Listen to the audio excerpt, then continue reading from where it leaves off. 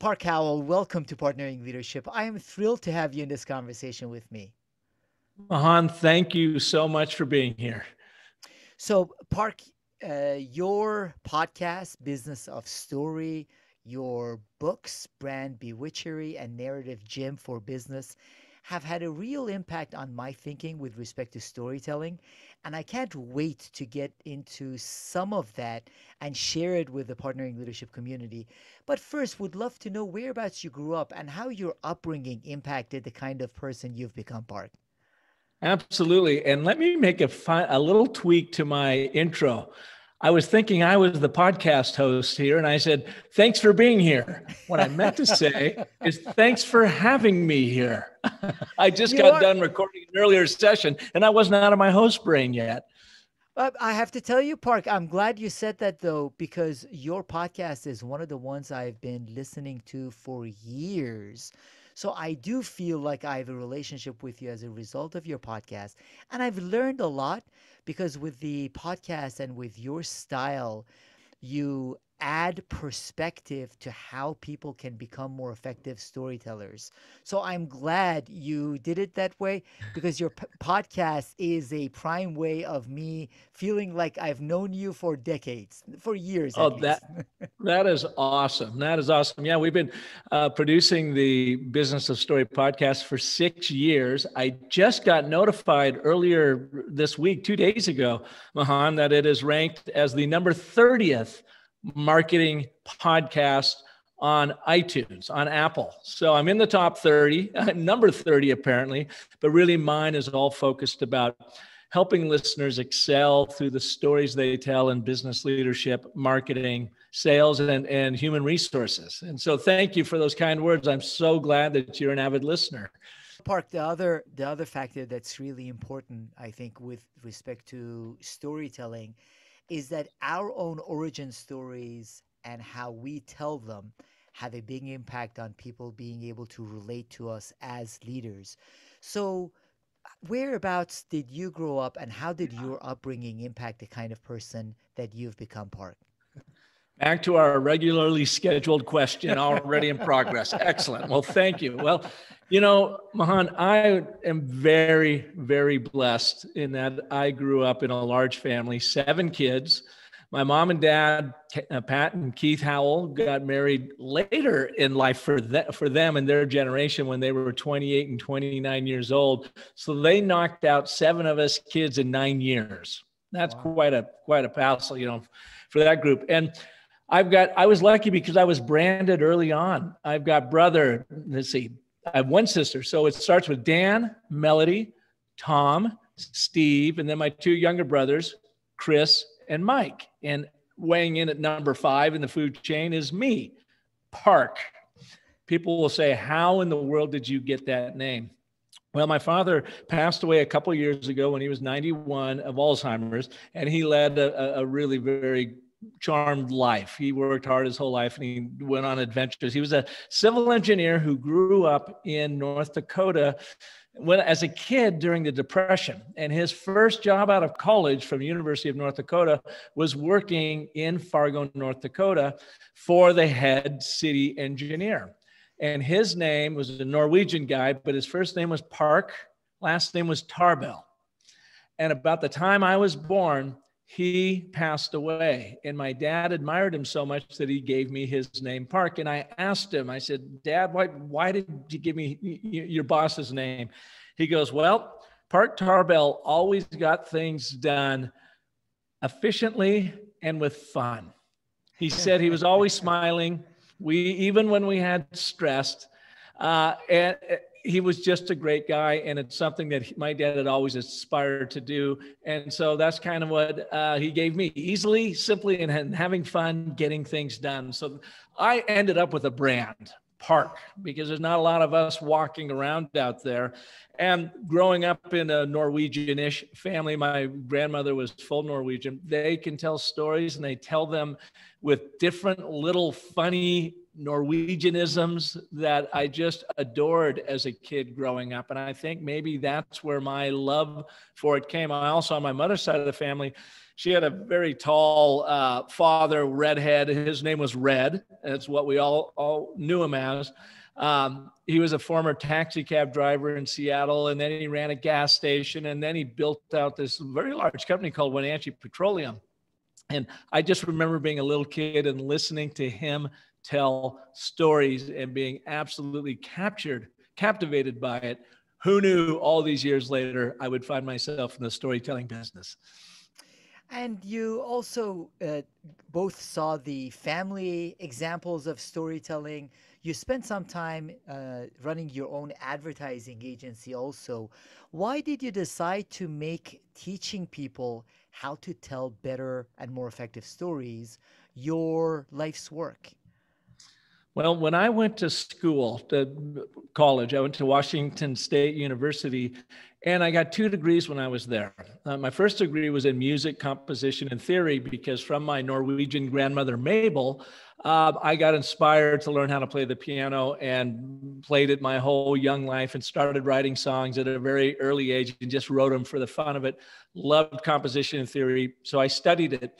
Knowing I would never make any money being a composer, I also studied communications, journalism, public relations, because I figured I could bring those two worlds together of commerce and art and make a career in advertising out of it. I was always fascinated with creating ads and that sort of thing. And everything that I learned in music composition and theory, I have applied to my career in writing, composition and theory, and now in storytelling, composition and theory. These worlds just absolutely, mesh beautifully together.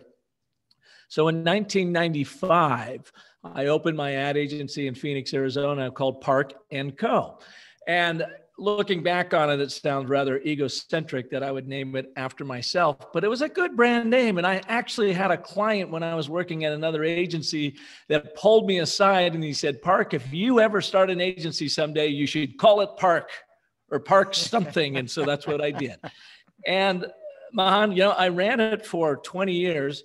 And I really enjoyed it for the first 10 years. And then the second 10 years, when digital marketing set in, I started losing my interest in it because I did not find the digital platforms nearly as creative and interesting as telling a story in radio, TV, print, outdoor, and so forth. So I still ran my agency. We made that evolution into the digital marketing world.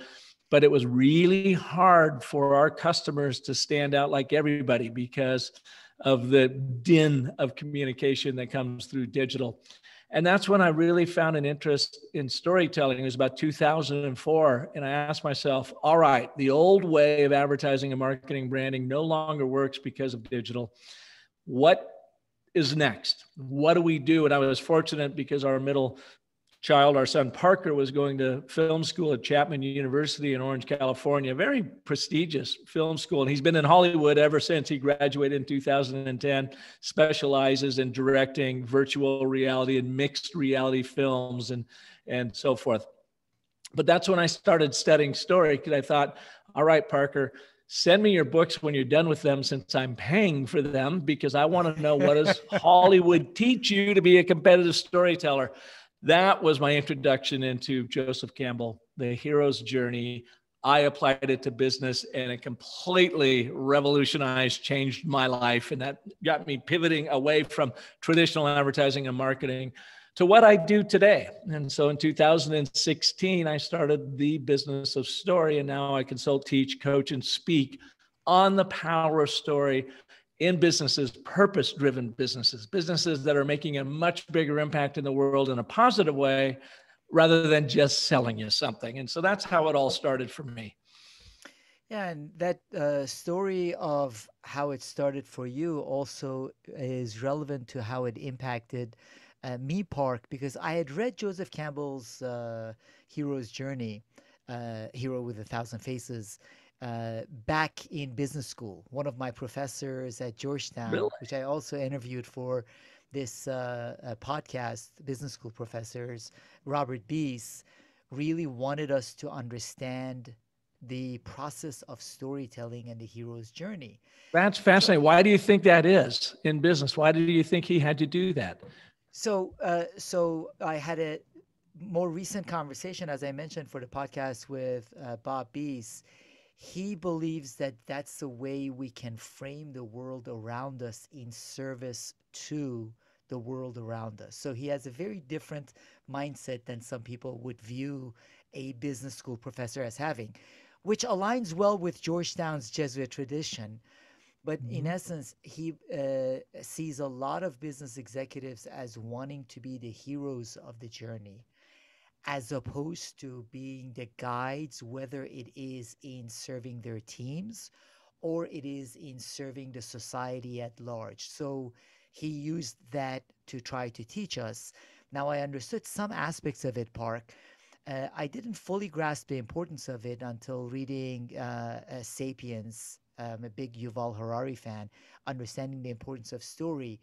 And then your explanation of the hero's journey to business storytelling and brand storytelling is part of what impacted my thinking. And even over the past couple of years, I was board chair of Leadership Greater Washington. We were able to refocus the brand rather than the organization being the hero, Yeah. helping the members of the organization be the heroes. So your storytelling skills, in essence, brought a lot of this hero's journey home for me to understand how it needs to be applied to organizational and leadership storytelling. That is awesome. You just made my day right here. You never know the impact you're going to have in the world out there. And I am so impressed that your professor in a business, very logic driven, left brain curriculum introduced you to the hero's journey and took you into the depth. And he's so right. And as you have seen, it's about servant leadership. And the servant is not typically the protagonist in any great story. The servant is that mentor or guide that maybe even plays a more important role in that story, helping the protagonist on their journey to get what they want out of life. And we all know when we go out of our way to help people get what they want, they will go out of their way to help us get what we want. So it's selflessness turned into selfishness in some way. That is really important for leaders to understand. It does require a going really deep with Joseph Campbell, understanding some of that. And I know much of your content goes in that direction. But one of the things you have spent some time trying to explain over the past couple of years is ABT, the and but therefore framework. Christopher Lockhead says you give an unfair advantage in business communications to people that study it. So I wanted to say, Park, uh, leaders understand that storytelling is critical, especially in uncertain times. And my podcast listeners in partnering leadership buy into the importance of it, but they need an easy framework to apply. Therefore, that's why I wanted you on this podcast so you can share with them a framework that's easy to understand for them to apply and become more effective storytellers. Very nice work with your ABT right there. I just want to, I and tried. maybe your listeners didn't quite get it, but I got it. I heard it very, very well done, Mahan. Yeah, the and button, therefore. So take a quick step back. I had mentioned our son was going to film school and I was studying right alongside of him. I mean, not only did he send me his books, but he sent me videos of lectures and audios. And I was like in film school. I even went and did Robert McKee's legendary story course over 4 days at the LAX Sheraton with 200 screenwriters. And I was like one of 5 marketers in the room because we were trying to figure this out.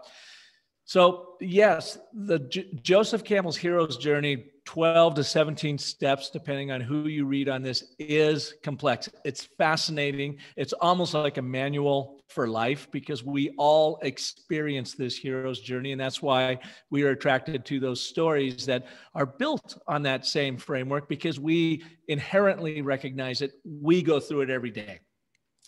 So I mapped that to business, broke it down to my 10-step story cycle system, which it sounds like you use some for your group there. And I've seen it grow brands by as much as 600%. And it was created such that brands could do it themselves. But then I found out they really can't unless they're really students of storytelling and Joseph Campbell. So I come in and I help them do that. Now, someone in your case, you get it. You've read A Hero with a Thousand Faces. And so you know how to do it. Most people don't. I'm saying 98% of the people don't. It's too complex. So my studies began with the complex and started honing it down to make it simple. And that's when I found Dr. Randy Olson in 2013, Harvard evolutionary biologist turned Hollywood filmmaker after he graduated from USC Film School, after he had his PhD at Harvard. And he has written 5 books helping scientists do a better job of communicating their big thinking using what he learned in Hollywood, which all boils down to the and, but, and therefore. And in fact, when he introduced it to me in 2013, I said to Randy, I said, this is like the DNA of story. And he goes, damn it, I'm the PhD here. I should have come up with that.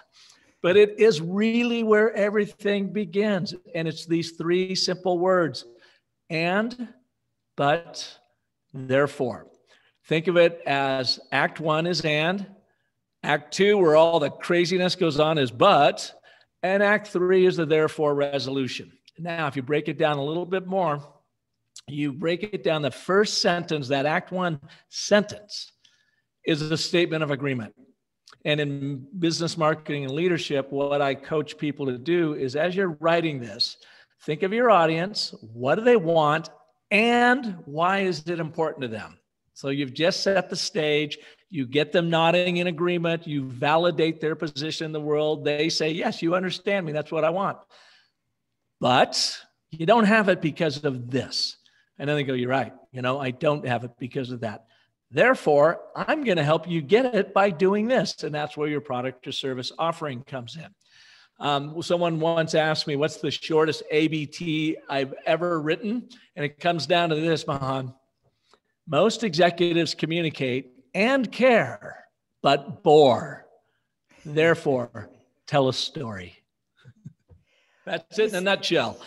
That is an outstanding one, Park. And I want to underline that the ABT framework is deceptively simple, however, also extremely powerful when we try to think through it and apply. So I want to understand each one of the steps a little bit more. Why is it important to first get that agreement before then going into the problem statements? Yeah, great question. So what you are doing with the ABT is you're creating an open story loop so that you can close it and bring it full circle for your audience to create meaning in their brains. That's, as Yuval Harari explains in Sapiens beautifully, one of my all-time favorite books too, is we are meaning-making machines, unlike any other mammal or organism that we know, and we precisely use story to make that meaning. So if you leave out an and, but, or therefore, you are creating an open story loop that your audience will close for you, and they will typically close it with a horror story. I'll come back and demonstrate that to you in 1 second, but write that down so I don't forget it. Say, Park, tell me about that horror story again. Why you don't want to start with the problem is because maybe your audience, your buyer, your prospect, your customer doesn't believe that's a problem. So you come right out of the gate with the problem, you have just now set up this scenario that you have to prove it to them. They're like, oh yeah, smarty pants, prove it to me. So you don't have any common ground. You have not created a common ground in any way, shape, or form. And anything you've set up a major roadblock, you're not going to overcome. Now, the problem is hugely important. You're going to have that in your back pocket in your but statement.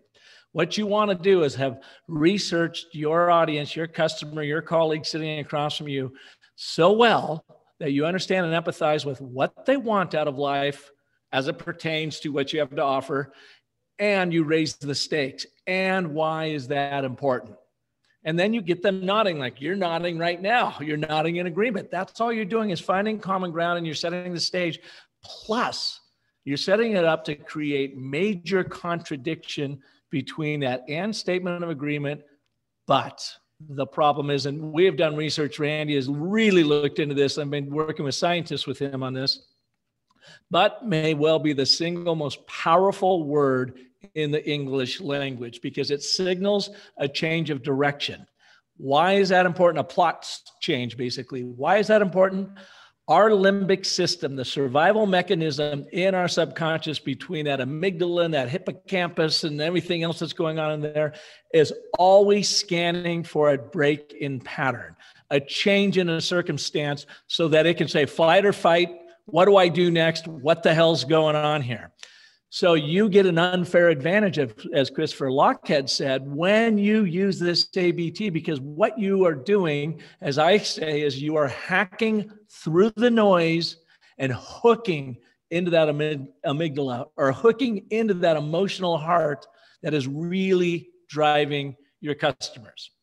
So you want to start with that statement of agreement, find common ground, and then you want to create as much of a difference in that but statement as possible to trigger the amygdala, to create arousal, and then you pay it off with the solution in the therefore statement. So it's a cause and effect dynamic that our limbic subconscious brain loves, and that's where really all of our buying decisions are being made. Robert McKee, I mentioned earlier, the famous screenwriting coach, he said something I'll never forget, Mahan, and that the story course I went through.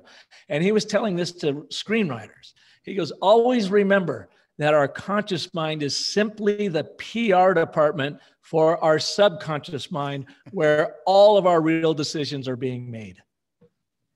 That is beautifully put. And in talking through this part, the way I view it is that, as you know, much of my work is on organizational change, and many of the listeners to this podcast are leaders that want to lead their teams, and especially now through a lot of change.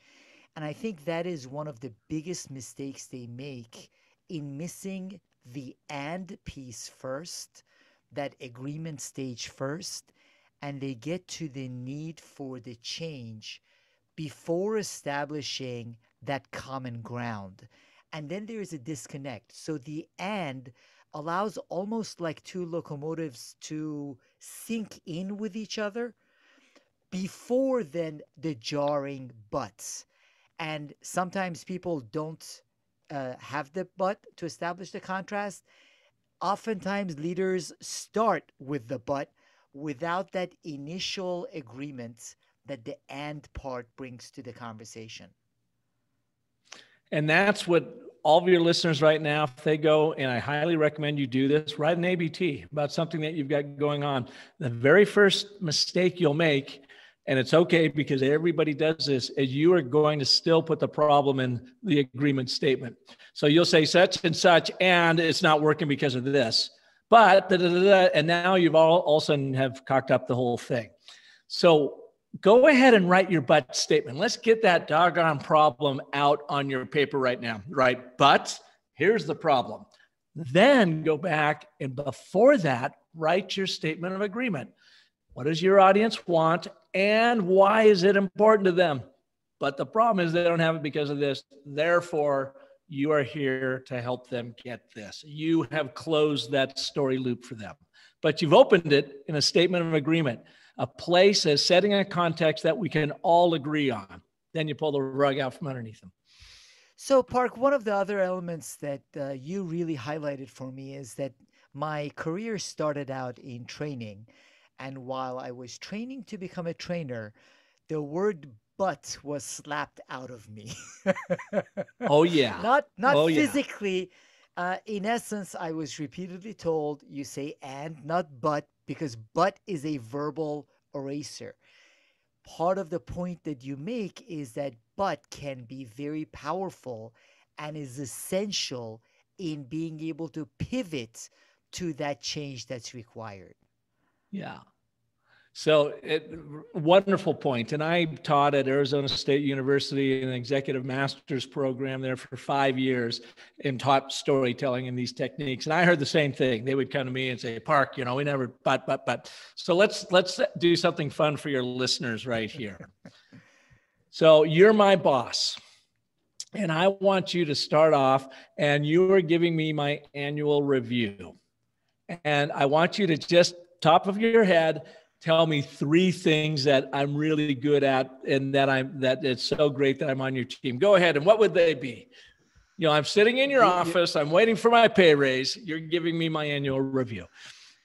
You had consistency with the podcast this year. It's performing on one of the best podcasts, doing really well with the promotions, but you haven't done as good a job with audio editing or whatever aspect of it. Yeah. So what happens as soon as you throw that big button there? It negates everything you said before that in a leadership role when you are working and coaching with people and so forth.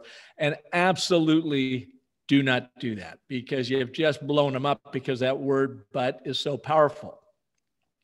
But if you want someone to change a course of direction, to buy into a way of thinking, to buy into a product or service, you have to use the "but." And so how would that be different? Now, say I'm on your team and you are excited about a new opportunity to make my podcast even better, which is going to impact all of the organization. So you might say, Park, it's been great having you here for the past year. Everyone has really enjoyed your camaraderie. And the podcast is really doing great. We've grown by 10%. But we feel like we could even improve that more if we just did something about the audio quality. Therefore, we want to make you even more impactful, and we are investing in this program to come in. Or maybe I'm your boss and you are trying to get Park better equipment and you need them to sign off on a $10,000 requisition order. So you go into the boss. We're going to call her Sally. Sally, Park, we've got this dynamic guy on our team. Our strategy for the podcast is working great, and we're getting customers to really rally around it. And she's like, oh man, that's awesome. But the production quality isn't as good as it could be. Oh, really? And if we made it better, then we think we're going to have an even greater return on the work Park is doing.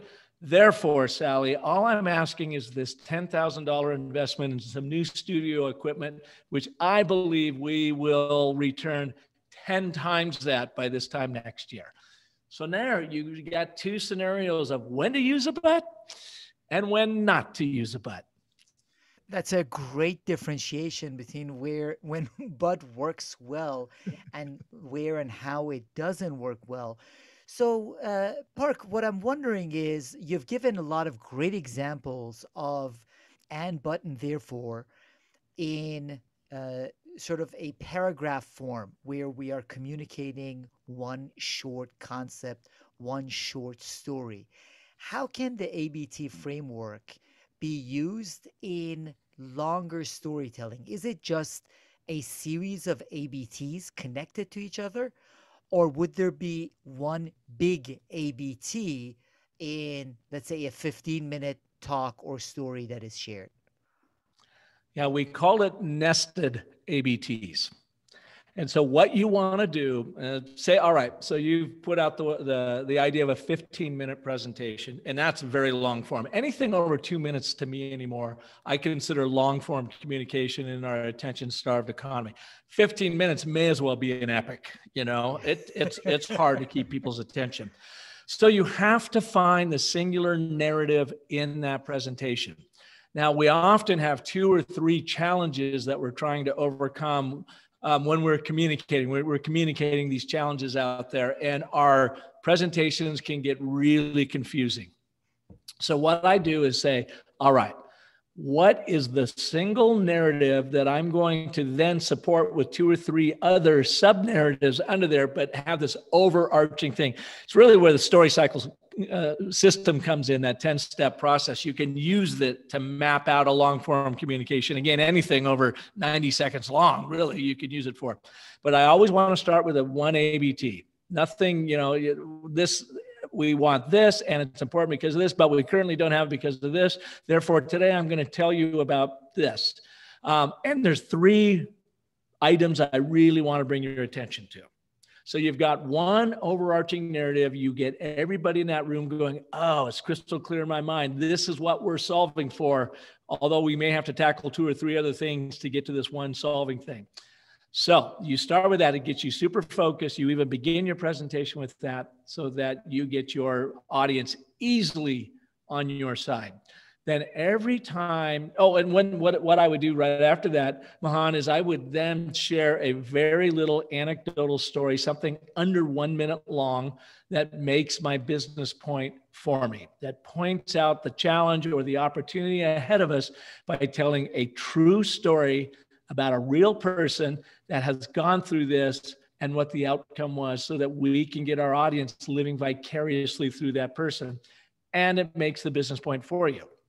There's nothing like a story to replace opinion and assertion to get your audience to buy into, because people cannot argue with a true story well told. It's the truth. It's what it's all about. Then say, all right, now I've got 3. This is where this problem is showing up in 3 different areas. All right, so you run the risk now of really spreading out this narrative from being singular to 3 parts, but you want to keep coming back to that one ABT up top. Every time I introduce a new support point to my overall ABT, I'm going to do that with its own little ABT and make sure in my therefore statement, I am always circling back and pointing to my overarching ABT.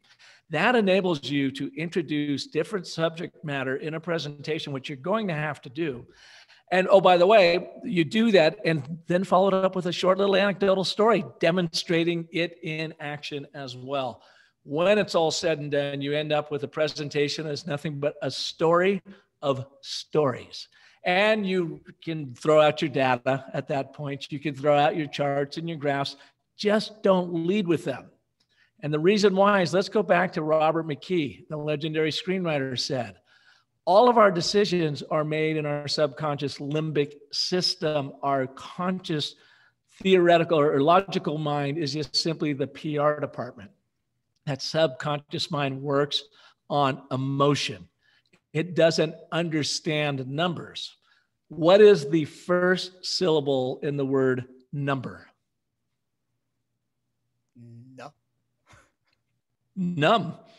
That's what happens when you bombard your audience with a bunch of numbers, charts, graphs, data. Turn your data into drama by first demonstrating it in context, in the real world, so that they can absolutely see it and absorb it, just like Harari says in Sapiens, We, human beings, the Homo sapien, is the most aggressive, invasive species ever known to mankind. And what is it that we have over everybody else? Is our ability to plan, think, organize in story, using story. And that's what your job is in leadership. The ABT is the DNA of story. It's the first place to build your narrative intuition. And as I understood this, Park, as I look all around me, I see ABTs repeatedly, and I'll ask you in a minute to share some of the examples. But there are a couple of things that I would share with the audience that's listening to us also. I listened to many of your conversations, including the one you had with Lockheed, at least half a dozen times in trying to understand this. I've read the book.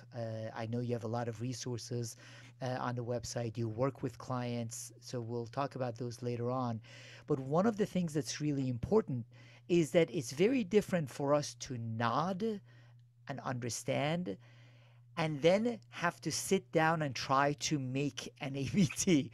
So I do urge people to re-listen to the conversation. I think you've given a masterclass in essence on how to do ABTs. However, just that understanding will not by itself help. People need to sit down and really try to work on their ABTs. Now, I've been seeing them all around me, but you have been able to find them in all kinds of weird places, from the Gettysburg Address to the Back to the Future movie and nursery rhymes. So do you mind sharing a few of the ABTs that are all around us? Yeah. Well, let's start with Christopher Lockhead since you brought him up. Now, I introduced him to the concept on his show. And Christopher Lockhead, for those of you that don't know, is a legendary Silicon Valley marketer. The guy is absolutely brilliant at category design for branding. And I admire him. I think he's amongst my top 10 marketers of all time. He is that smart. He was kind enough to have me on a show a couple months ago. And I sort of blew his mind about the ABT. I thought he knew it, but he's like, oh my God. And then I showed how I used it using his category design process and how it is basically an extended ABT.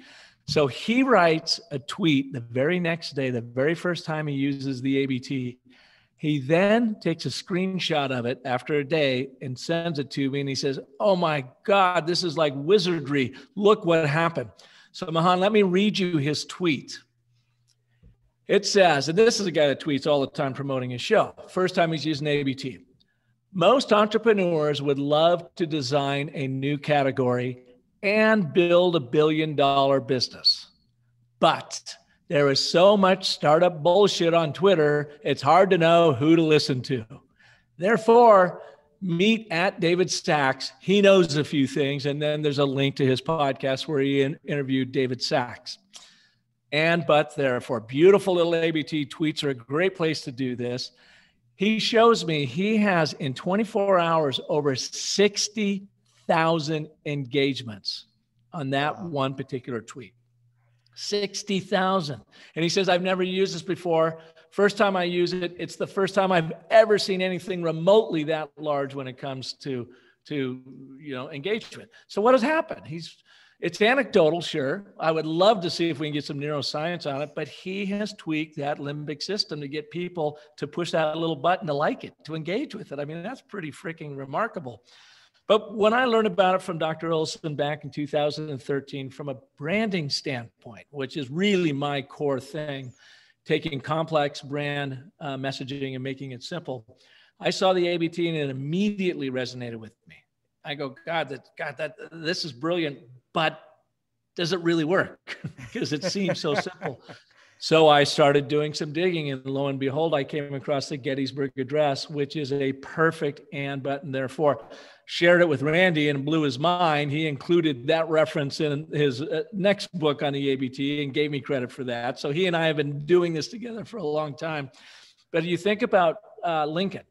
So he starts, we live in this great and mighty nation, but now we are engaged in this miserable civil war. Therefore, this is what we have to do about it. It's a perfect and button. Therefore, here's how you know it's powerful. Lincoln, I learned, was not the keynote address that day in Gettysburg. A gentleman went on stage before him. He spoke for 2 hours, 17,000 words, and he's lost to history.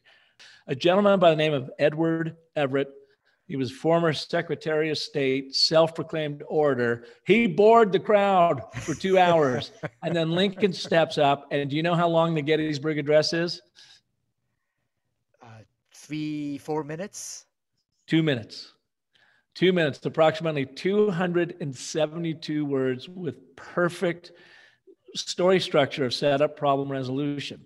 It's just, so I started seeing this everywhere. You see it on the front page of the New York Times and articles. You hear it. Listen to NPR. They don't do it all the times, but the best setups for a coming segment, you're going to hear that big but in there because it poses the question. They don't even give you the therefore. The therefore is your call to action to listen to see where it goes. Carly Rae Jepsen, pop singer, Call Me Maybe, has over 1.3 billion views on YouTube. Billion. And is that because the chorus is a perfect ABT? Probably is pretty catchy. Did they know, the lyricists, about the ABT? No. They're just good intuitive storytellers. They know about opening a story loop and closing it to create tension and then arousal and then fulfillment of that arousal with the resolution. That's the power of this. And it brings me then to my little horror story exercise with you. Are you open for this? I am open. Why not? All right. Now, a lot of your listeners and you as well may know of Ernest Hemingway and the shortest story he ever wrote. Are you familiar with this? It's a story of just 6 words. He was sitting in a pub one night with his buddies, and he bet each of them $10 that he could make them cry with just 6 words. Have you heard this? No, I haven't. All right. Here's the story. 6-word story by Ernest Hemingway. For sale, baby shoes, never worn. Oh. How did you close that story loop? Why were those baby shoes never worn? Because the baby didn't make it.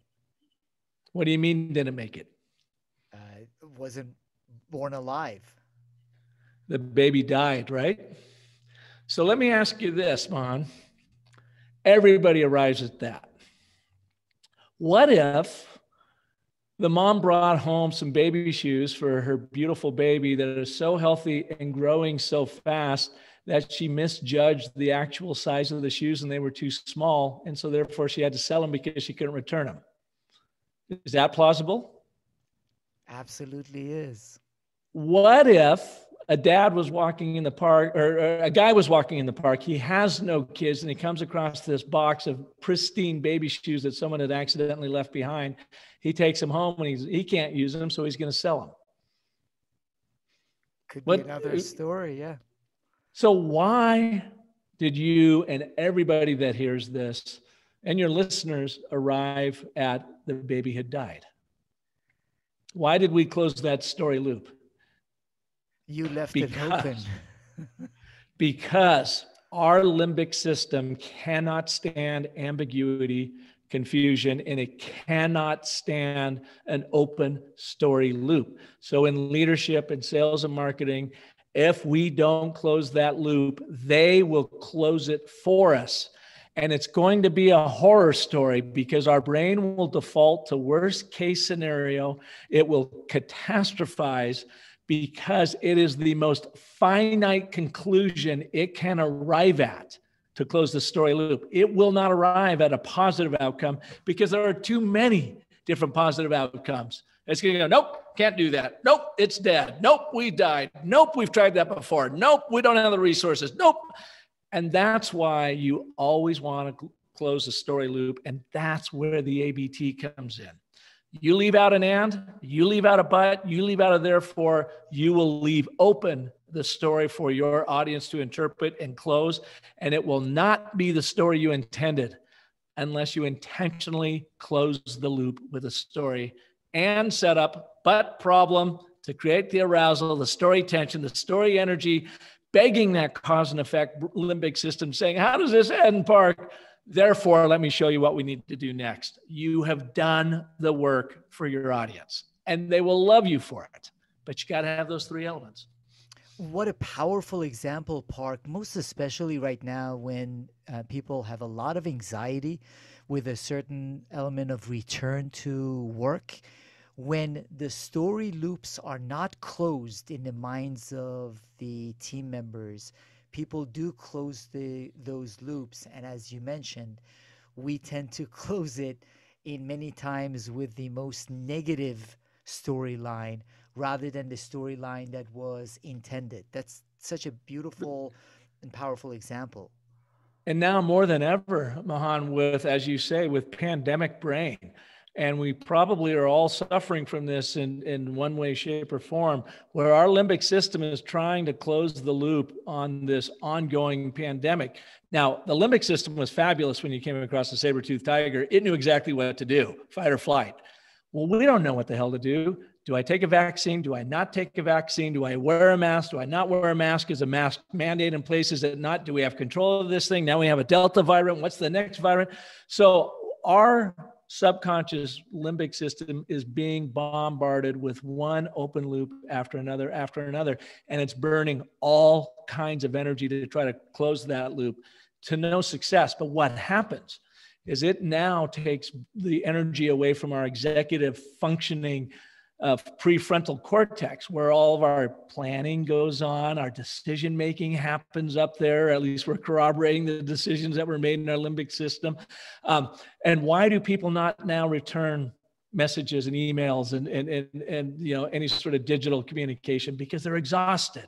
And then that leaves an open story loop for us on the other end, and we close it by catastrophizing it. Why can't they plan? Why can't they make a decision?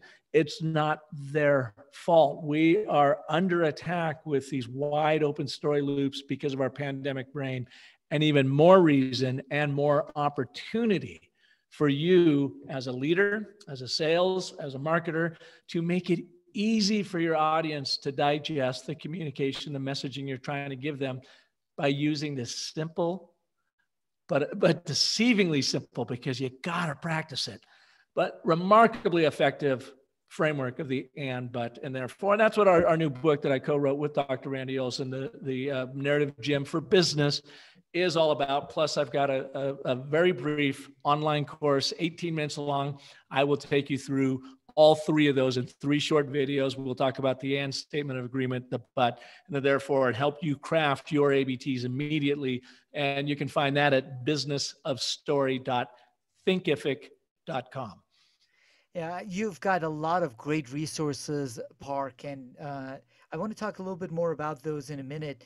Before we get to that, are there any other resources you find yourself recommending to leaders, whether it's on leadership or on storytelling in general, because you're a student of this as much as you're a teacher too? Well, if you're interested in the hero's journey, The Hero with 1,000 Faces is not the book to read. I commend you if you got through that, Mahan, because I couldn't. It is too dense. It's too Had to academic. read it for business school. I didn't say I chose. Oh my goodness. Oh my goodness. But if you want to read a really great version that the rest of us can absorb, read The Writer's Journey by Christopher Vogler. He was one of the first writers in Hollywood to recognize the hero's journey pattern in Disney movies. And he has written a book now that I think is in its 4th edition. And it's fabulous. You can use it for your own writing, for your own communication. He dissects it. It's wonderfully done because he connects it to all these kinds of movies that we love. And I've read it twice. I'm now starting it for the 3rd time. It is that good. So if you want to learn that. The other good place to learn about the hero's journey is through Bill Moyer's PBS special. Before Joseph Campbell died, gosh, I mean, just a few months before he died, they had produced this 6 one-hour series all about the hero's journey and had Campbell explain it. And what I understand is it's the #1 selling series in all of PBS. It's fabulous. Plus, they wrote a book from the transcript of that. That's a really fun read too, and it's called The Power of Myth. So I like those 2 books, The Writer's Journey and The Power of Myth, because they're very accessible. They're really fun to read, and you'll get the aha. This is good stuff right here. The other one, the ABT one that Dr. Randy Olson wrote before me was called Houston, We Have a Narrative, where he really dove into the ABT with that. That's a fun book to read. It's primarily written for the science community, but for anybody out there that has really complex stuff that you have to simplify and communicate, that's a fabulous book. It's a little bit deeper dive than what we did. The Narrative Gym is meant to be for business, is meant to be a 75-page guide. You can absorb it in about 90 minutes and start writing your ABTs right away. Those are great recommendations, Park. And I know you have a lot of wonderful resources. What's the best way for people to find some of your work, your writing, resources, podcast, all of the information about Park Howell? Well, thank you. It's just visit me at businessofstory.com. If you have any questions about the ABT, feel free to shoot me an email, Park, P-A-R-K. Remember, I'm not Dan, Melody, Tom, Steve, Chris, or Mike. I'm Park at businessofstory.com. Even if you want to try an ABT and shoot it my way, I'd be happy to coach you, do a little coaching via email. And then, of course, you had mentioned my first book that came out a year ago during COVID called Brand Bewitchery, How to Wield the Story Cycle System to Craft Spellbinding Stories for Your Brand. So it'll take you through everything I learned about the hero's journey and how to apply it in your own brand world. I do talk about the ABT and that and the 5 primal elements of story. And it is filled with anecdotes and stories so you can see it in action. And then, of course, the new book, The Narrative Gym for Business. And that's the best place to find me. And of course, Every Monday, I have a brand new episode that comes out on Business of Story, where I just bring in story artists from around the world to help leaders excel through the stories they tell. Yeah, and I think, Park, as I mentioned throughout the conversation, I think storytelling is critical for leadership. In addition to that, much of your teaching, much of the things that you talk about can help people become better leaders by changing the framework of how they think and how they communicate messages. That I think that's an integral part of leadership. Your own podcast, Business of Story, has been a go-to favorite of mine for years. I absolutely loved Brand Bewitchery, and the narrative Gym for Business is a go-to. I do take exception though. You say it's not the TLDR, so it's not too long, did not read. It's JRTRI, just right, totally read it. I would say actually it's JRRIAI, it's just right, read it, applied it, and that's what makes it powerful, Park Howell, because it is 75 pages, but those 75 pages are applicable so people can take it and learn how to more effectively tell stories, and through that storytelling become even more effective leaders too. I truly appreciate all the great content you've been sharing and the masterclass you gave the Partnering Leadership podcast community in this conversation too. Thank you so much, Park Howell. Well, thank you so much, Mahan, for having me on your show. I really, really appreciate it.